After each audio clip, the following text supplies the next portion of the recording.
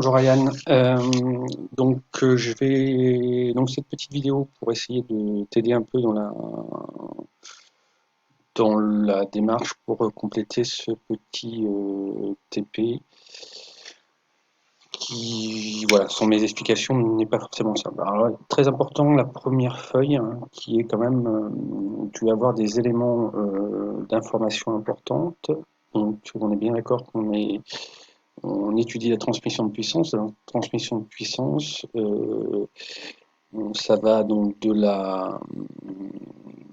du volant moteur, d'accord, jusqu'au pont différentiel, d'accord, en passant par l'embrayage et la boîte de vitesse. Donc là, nous, ce qui va nous intéresser, c'est la boîte de vitesse, et plus particulièrement les pignonneries d'engrenage, dans lequel tu as donc l'arbre primaire d'entrée et l'arbre secondaire. Donc on va voir que en changeant d'engrenage, en changeant de pignon, on va accélérer la vitesse d'entrée ou la ralentir parfois. Donc voilà, donc information importante sur cette première feuille. Voilà, elles sont là. Donc on a une vitesse maxi de 4500 tours par minute. D'accord. Et on a une référence de pneumatique de 185-60 R14. Donc ça pareil, cette information-là, elle te sera utile pour plus tard. Voilà, alors je passe sur le fonctionnement de la boîte de vitesse, donc qui est expliqué partout ici. Hein. Alors, surtout, euh, ce qui est important, c'est quand même les fourchettes. Donc c'est elles qui ont indexé les différents pignons. Donc en sachant qu'ici on a la fourchette 1 donc, qui permet de passer la vitesse 1 et 2 sur notre véhicule, hein. La fourchette 2 qui permet de passer la 3 et la 4, et la fourchette 3 qui permet de passer enfin, de sélectionner la vitesse 5. Et enfin on a une fourchette 4 qui elle sera utile pour la marche arrière. Voilà, donc ici on a donc notre arbre primaire, on a notre arbre secondaire. Alors, bien sûr, je pense que vous l'avez vu en technologie, hein, une boîte de vitesse, c'est pas aussi simple que ce qu'on va voir là, mais bon, nous on va le représenter de façon simplifiée via ce schéma cinématique. Donc ici, en fait, sont représentés donc en vert l'arbre primaire, en bleu l'arbre secondaire. Et ici, cette partie-là étant le différentiel, donc qui vont apporter la vitesse de rotation.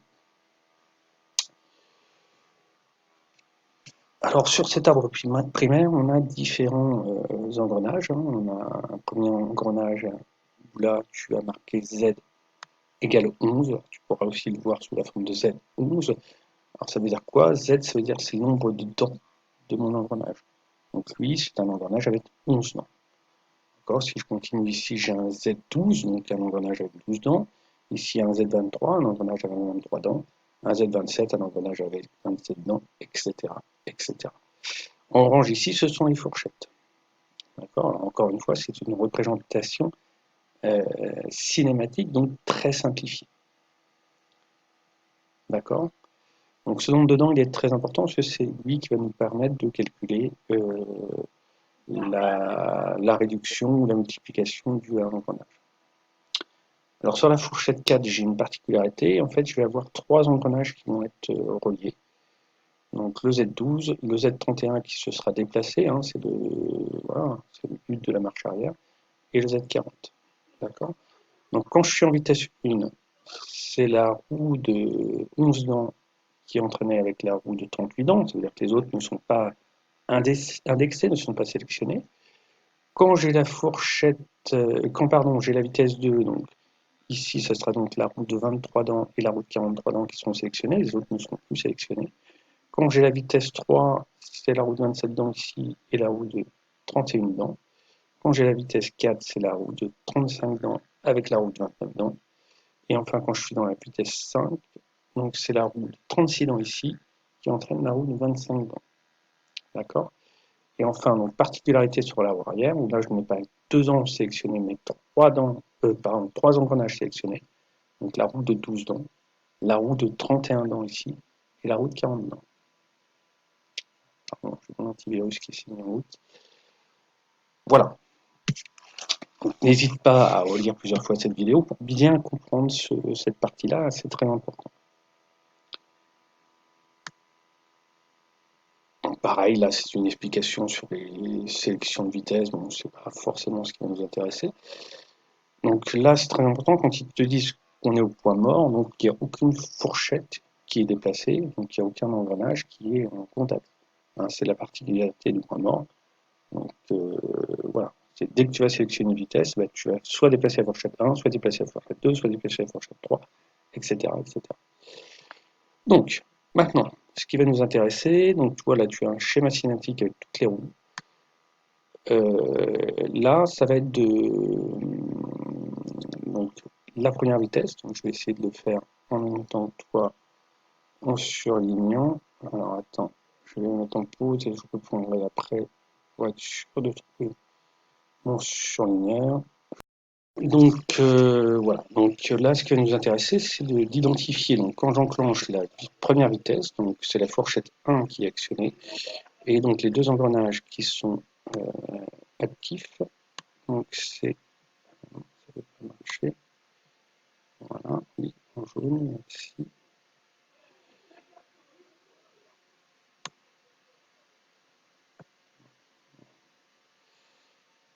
essayer ça, non, ça ne marche pas non plus, bon, alors, je reviens, je vais essayer par mettre mode actionné, donc je te montre, donc voilà, il suffit de repasser donc en couleur, soit en rouge, soit en stabilo, donc les pignons donc, qui sont en contact. Hop. Voilà, donc je dis que c'était Z1 et Z11 pardon, et Z36. Donc voilà, je vais mettre en jaune, je vais mettre une épaisseur plus grosse. Voilà. Ici, voilà, j'ai la même chose. Bien sûr, ça rentre là.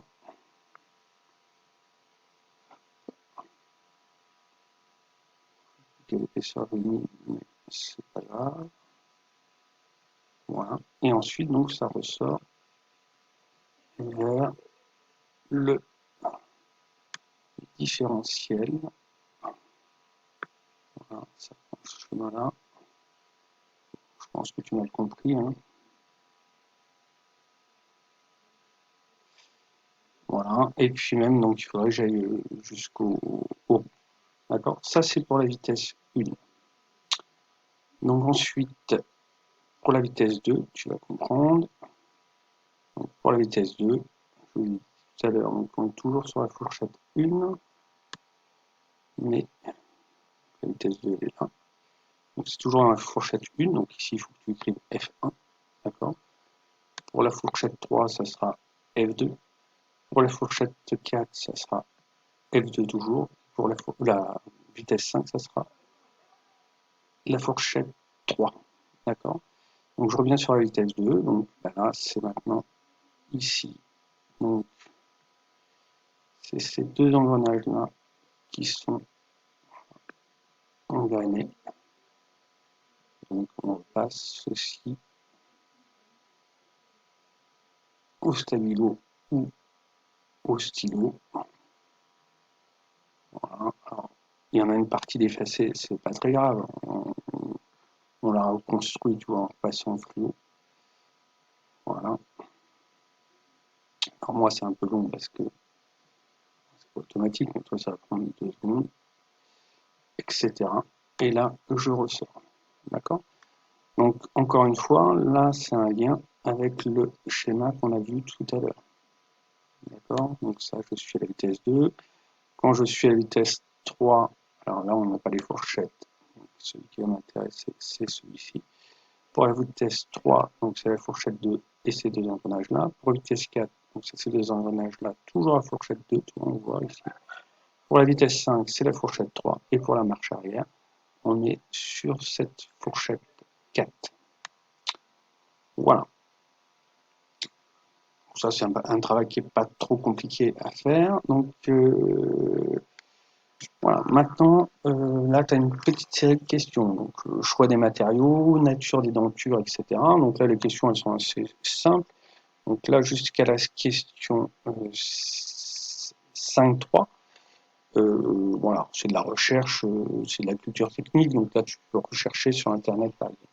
Pour la question 6, c'est un peu plus compliqué. Donc la question 6, c'est là que ça va nous intéresser parce que ça va correspondre au cours qu'on va faire à la rentrée, enfin après le stage, donc à la rentrée des vacances de Noël. Donc voilà. Donc il va falloir réidentifier, donc travailler toujours avec le schéma qui est là par exemple. Hop, pardon, celui-ci, le 4.3, d'accord, où tu as toutes les dents. Donc on a dit pour la vitesse 1, donc c'était le 11 dents et le 36 dents d'empoignet. Donc ici dans mon tableau, je vais mettre arbre primaire 11. Est-ce qu'il y a un arbre intermédiaire? Non. Le seul arbre intermédiaire, il sera pour la marche arrière. D'accord? C'est ce qu'il y a. Et je crois que j'ai dit 36. Et ensuite, je vais avoir... Si je mets 38, ça ne va pas. Ensuite, je vais avoir... je vais avoir une série de calculs à faire. Pour faire ces calculs, c'est pas compliqué. Toutes les formules sont là. Regarde. Toutes les formules sont ici. Donc à partir de ce qu'on vient de marquer, à primaire sur arbre secondaire, tu peux calculer, etc.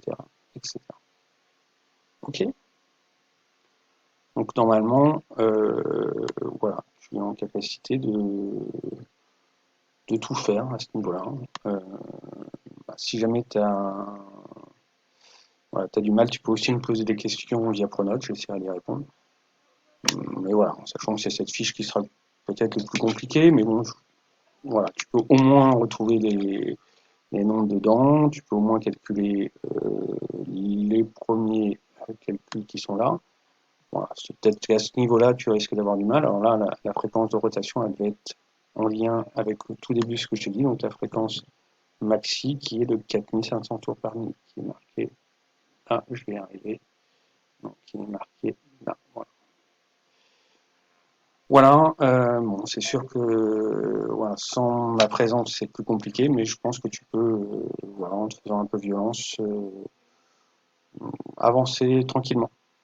Voilà, Ryan, écoute, je te souhaite un bon rétablissement et puis bon stage, et puis on se retrouvera à la rentrée de janvier. Au revoir.